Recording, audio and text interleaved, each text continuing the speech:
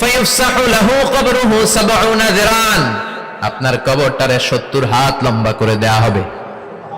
ওয়ায়ুফতাহু লাহু বাবুন ইলাল জান্নাহ, আপনার কবর থেকে জান্নাতের দিকে দরজা খুলে দেয়া হবে। ওয়ায়ুলবাসু মিন লিবাসি আহলিল জান্নাহ, জান্নাতের দুইটা রেশমি কাপড়ের পোশাক এনে আপনারে পরিয়ে দেয়া হবে।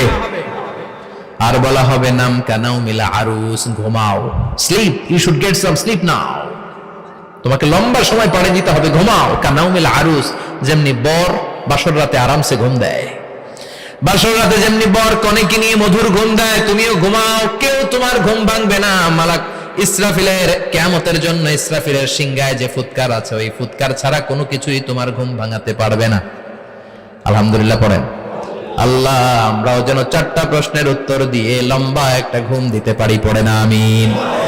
ওয়াম্মাল কাফির ওয়া আহলুশ শিমাল, আর ইসলাম বিরোধী যারা, তাদের সামনে আসবে মালাকান আসওয়াদান আজরাকান, কৃষ্ণ বর্ণের দেহ, নীলাভ বর্ণের দুটো চোখ, গায়ের রং কালো, চোখের রং নীল, দেখতে কেমন লাগে? আলিফ লাইলার ভূতের মতো, কথা কন। গায়ের রং কালো, চোখের রং নীল। ফেরেশতা দুইটা আসবে, এসে ত্রাস সৃষ্টি করবে, এসে বলবে, বল তোর রবের নাম কি? মার রব্বুক। ইসলাম বিরোধী মুশরিক কাফের নাস্তিক এরা বলবে, আমি জানি না আমার রবকে,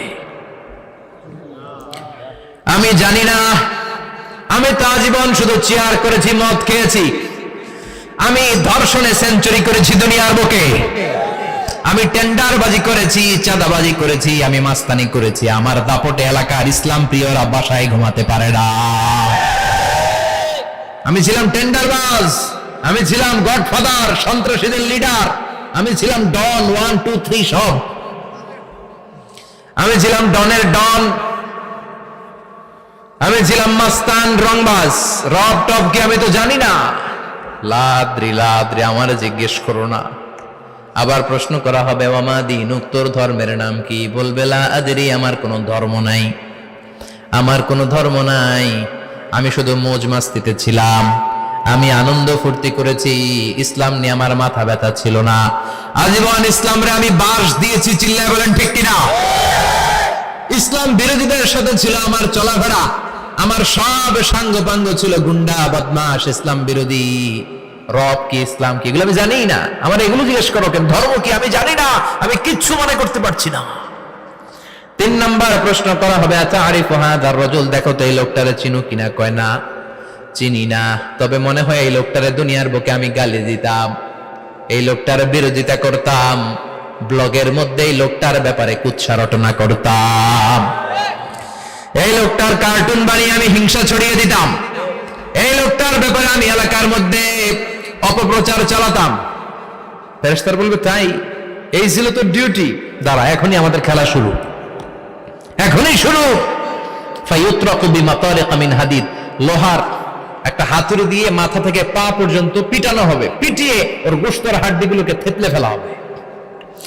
ওয়ায়ুকালু লিল আরদি ইলতাইমি, কবরের দুই পাশের মাটিরে বলা হবে, এবার দুই দিক থেকে তোরা চাপ দে, চাপ দেয়া হবে, ধাক্কা ধাক্কি করেও সে সুবিধা করতে পারবে না, মাটি আস্তে আস্তে আস্তে আস্তে দেহের দুই দিকে লেগে এমন জোরে দুইটা চাপ দিবে, ফাতাখতালিফা আদলাউহু, তার ডান পাশের পাজরের হাড্ডি বাম দিকে ঢুকে যাবে, বাম দিকের হাড্ডি ডানে চলে যাবে।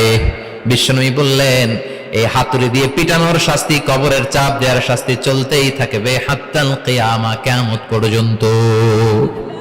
আল্লাহ কবরের শাস্তি থেকে আমাদের বাঁচাও।